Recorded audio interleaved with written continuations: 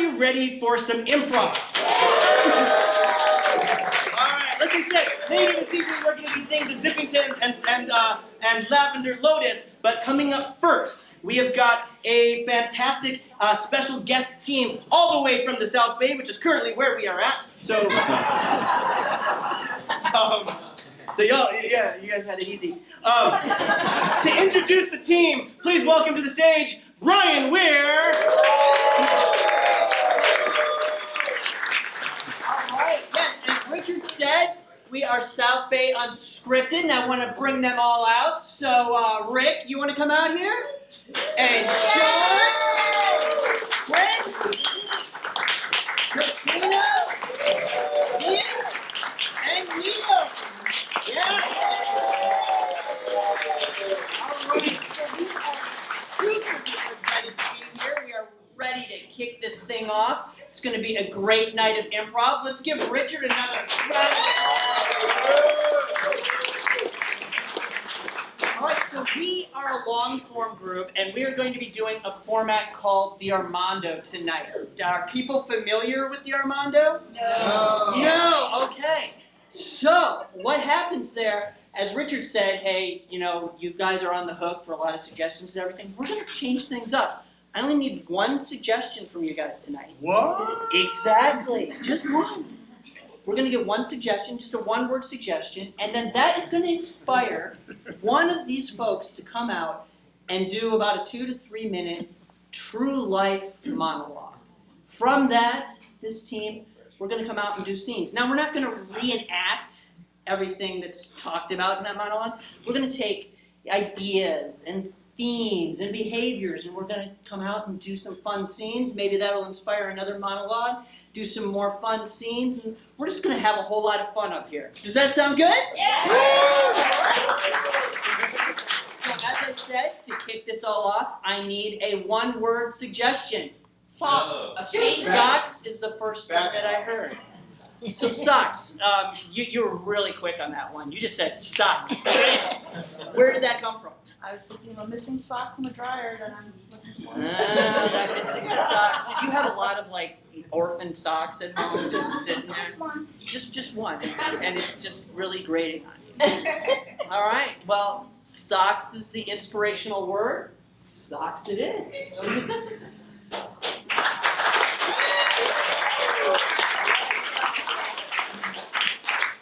This isn't an amazing story, but I challenge any of you to have an amazing sock story. In college, a bunch of friends, we all went to my friend's cabin for a few days and all just hung out and went cross-country skiing and just, yeah, had a nice time. I had a pair of boots there, and they were sitting by the door.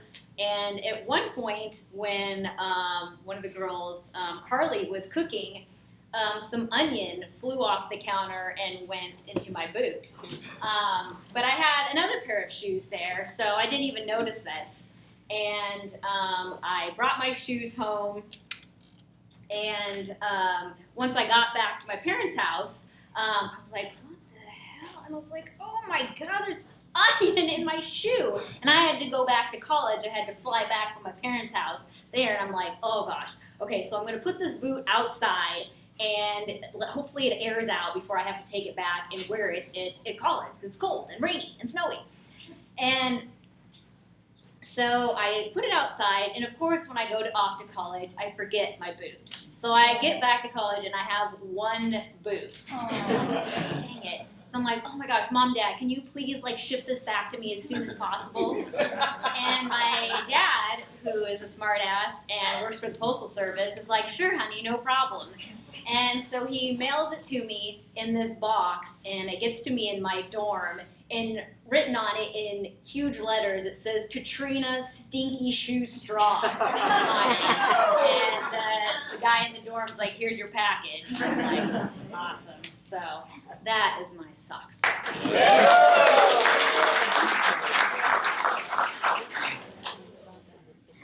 Hi, John. I had you come into my office today because some of your fellow co-workers are talking.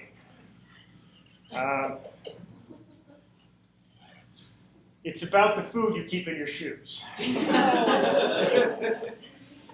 Now, you were keeping food in your jacket, sometimes in your sweater, your briefcase, but everybody here has decided that you got to get it out of your shoes. Since this is a negotiation, Mr. Baker, if I remove it from my shoes, can I keep it in my briefcase? No, you have to. I want it out of your shoes. I want it out of your briefcase. I want it. It's stinking. It's unsanitary. You have flies around your shoes. So if I remove it from my shoes, maybe the briefcase, I can keep it in my jacket. No. Wait, do you have a refrigerator? If I take it out of my jacket and the refrigerator, which I do have under my desk, unplugged, can I keep my food in my sweater? Because winter's coming.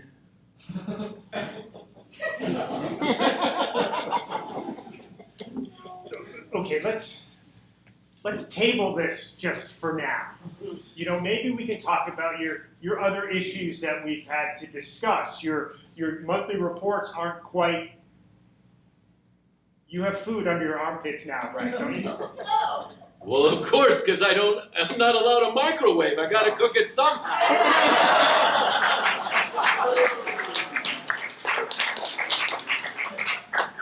Okay, Tim, your mom and I are very excited for your first away from home project or school, whatever you want to call this thing, that you insist on going to for 4 years, tearing your mom and my heart apart because you feel you can make it on your own. Okay, so I just want you to know one more time, you're killing us. Your mother's upset. I carried you in my womb. For 13 months she carried you. You do not have any responsibility for that. I think that this bird's got to fly, Mom and Dad. And I just want you to know, I'll expect you to be mailing my shit to me. Well, that's rather grandiose of you just to assume that we would be mailing your things to you. Where are you going to go? What school would accept you? Who would take you for 4 years? Honey, stop talking for a minute. You can't always blame our child for everything. You are the one that brought our baby the first bag of cigarettes. You're the one that taught our baby cuss words. Don't you try to wedge our child between mom and baby. The child, yes. Yeah, well, it's never good enough for you, Pop, and that's why I have to go.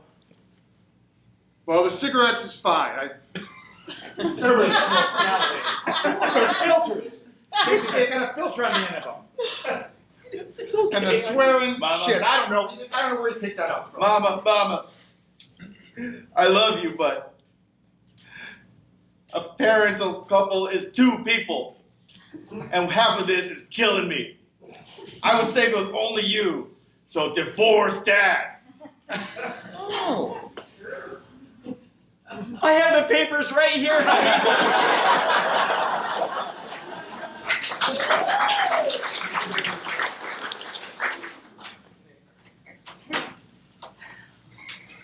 Wow. It's a really interesting restaurant. I mean, they keep us at the different levels.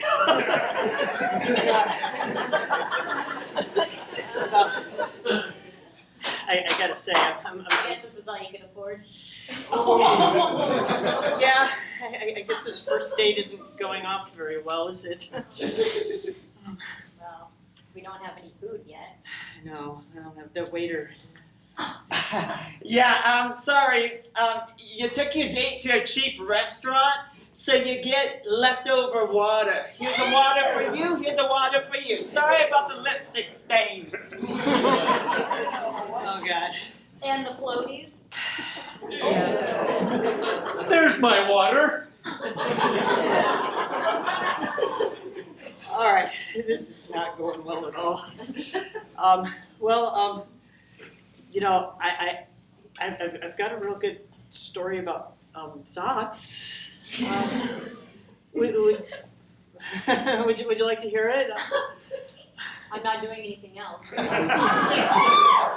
Some water. So, I mean, I really love Argyle socks. I've got like this incredible collection of it. So I've got. Continue. Oh, okay. They're really nice. I mean, I've got fluffy ones. They've got stripe patterns. I've actually got this. Alrighty, so we've got a happy meal that we're splitting between the two of you. Okay. Yeah, and here's my coupon. We don't take them on Wednesdays, sir. So who gets the little toy? We'll give a little lady the toy. Enjoy. You're cheap and you can't keep your dates straight. Yeah, well, but I tell you what, I can keep straight. Your socks. Exactly, my socks. Yeah, see, I have one for every day, and you know what? I was missing one when I went in to do laundry today. Wait, you have one sock for every day? Mr. Farrington, Yes. you are the diplomat for first contact with this alien species. So we need you to be as entertaining as possible. Show them what Earth is all about. Wow, are you in for a treat? Right over here in my bedroom, I have a sock drawer.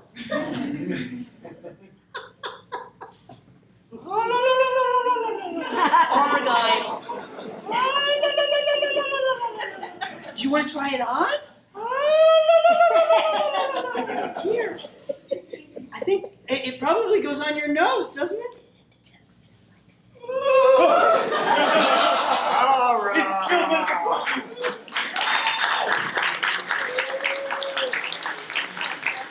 Well, socks are very entertaining. I want to go back to something that's even more entertaining. My dating life before I got married. I had some interesting first dates. I tried hard.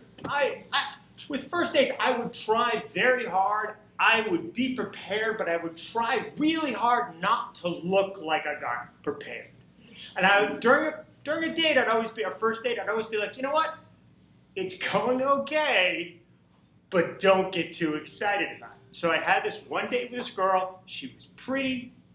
She was interesting. And I'm sitting there going like, this is going very well.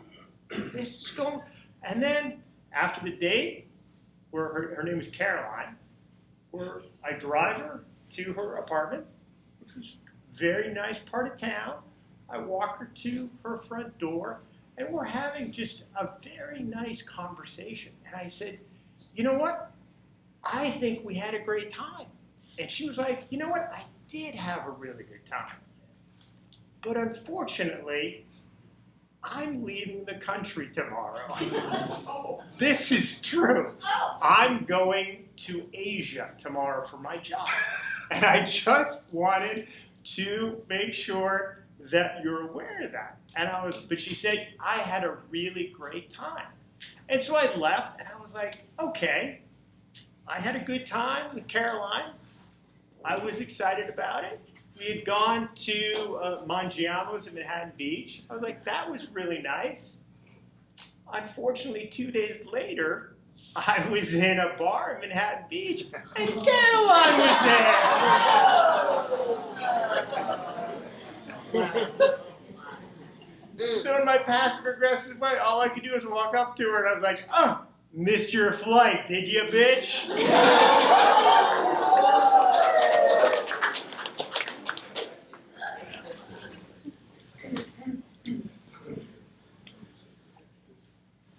Dr. Larson, I hope you're prepared to remove this kidney. I'll staple it for you. Well, nurse, I'd love to remove that kidney. It seems I've forgotten my manual on how to remove kidneys from bodies. My only manuals I have here today deal with brain surgery. This person's life depends on you removing that kidney? Well, let me hold the manual. Okay. This is a brain removal manual, and I'm sure it has some relevance in the... Okay. Lung, artery, okay. Okay, kidney. Please, doctor, look. The anesthesia's wearing off. Yes. Yes, Nurse Thompson, you're so helpful. Oh my gosh. Oh my God. See? My kidney Here, got dead. just a little inhale. Oh, good. Oh, no, hold this. Anesthesia. Okay, yeah. Look. You're giving the good stuff. Sorry.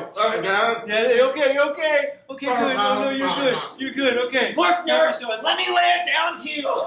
It's obvious what's happening here. None of my credentials are real. I lied to you, okay? What can I do?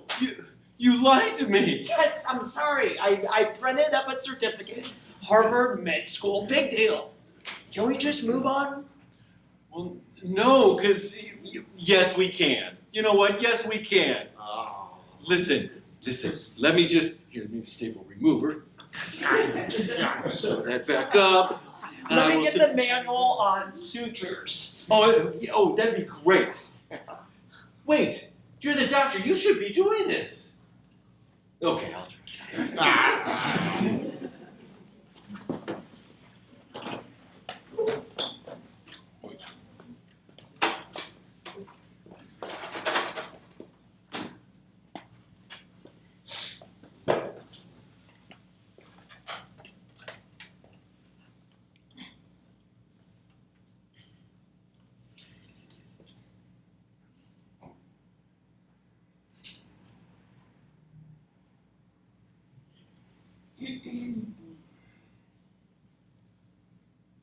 Boy, Mrs. Phelps left a long time ago from 5th grade math.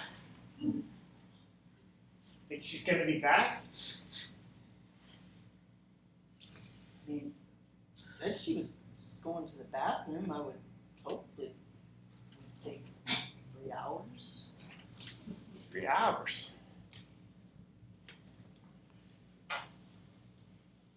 She said it was long down the alleyway. It was weird. She took her purse, her phone, and her lunch pail. God. She did leave the apple I left her. I don't think she'd leave that if she was somewhere. Well, it does have a brown spot on it. Here. Susie, what do you think? I don't know. I don't know how to get home by myself, so I'm just gonna keep sitting here.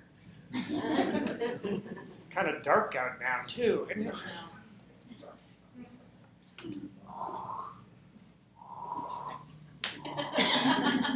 Oh, it's Sammy, the janitor.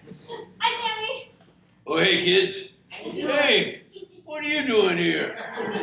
Mrs. Phelps went to the bathroom. Oh, yeah, she probably went home. It's 5:30. Did you kids tell time? Oh. Well, I mean, she never dismissed class, so... Where did she leave us? Oh, you know what? She's probably got a special place in her heart for you kids.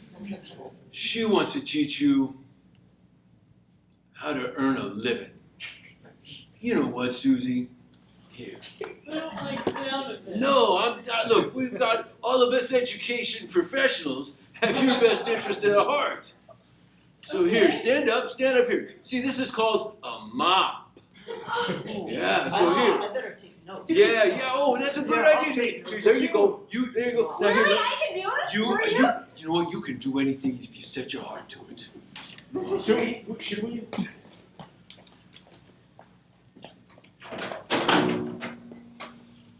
Jeff, here for your performance review, and big note, your excuses are way too generic.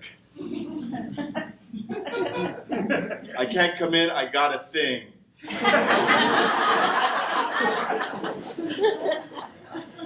It was a thing. This other one, the project's gonna be late because of stuff. And this one, you just wrote Asia.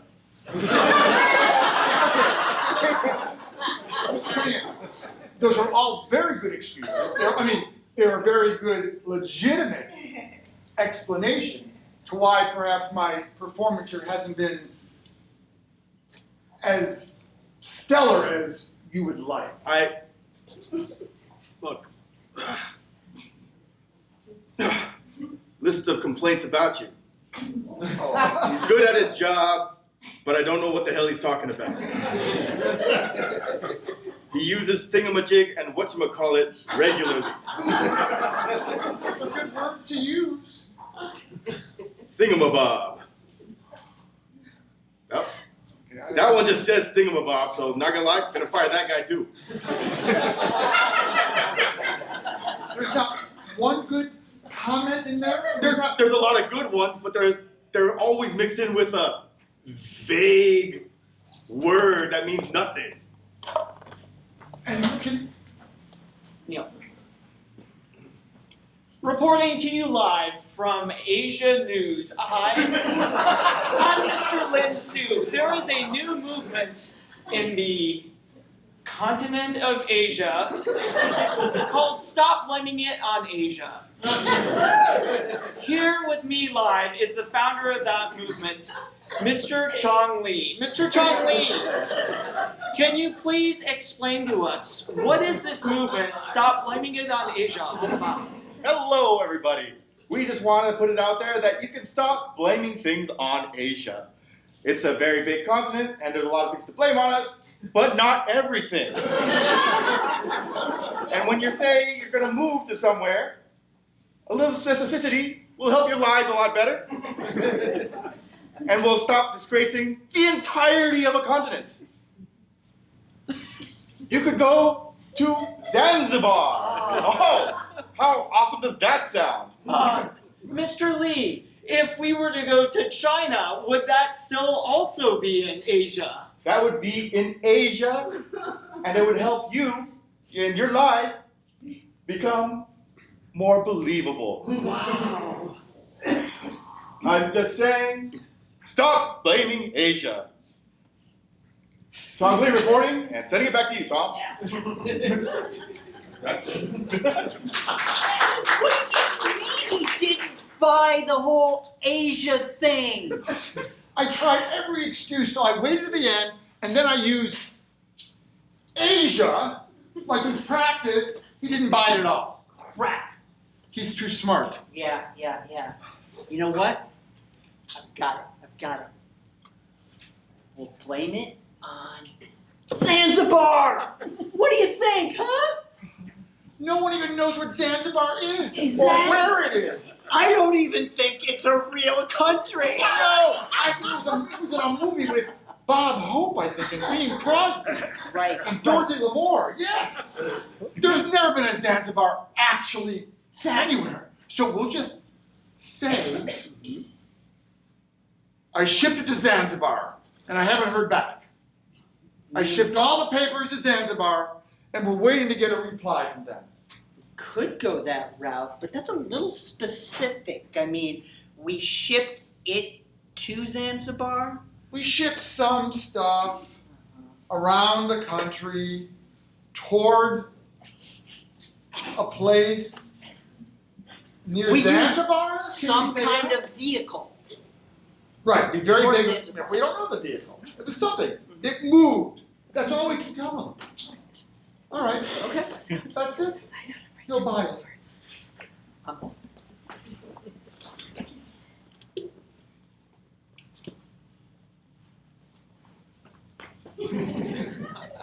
So, my new boyfriend here says, you buy cigarettes.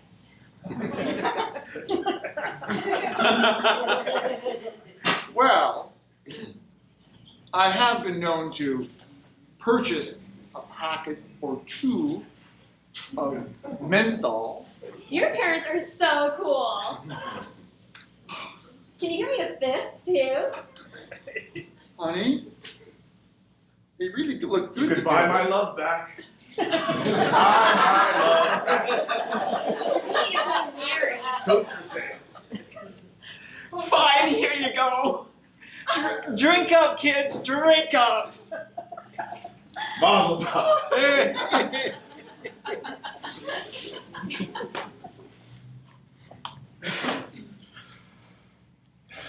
Okay, honey, I know it's a big day, so I packed up your briefcase. I put the Munster cheese in here with the lettuce, and I threw some salami in there, the extra smelly stuff. And I put the pickles in your shoes, just the way you like. It is so good to be married to such a good man. When I smelled your shoes on our first date, it was magic. And people say first dates never work. Never work at all.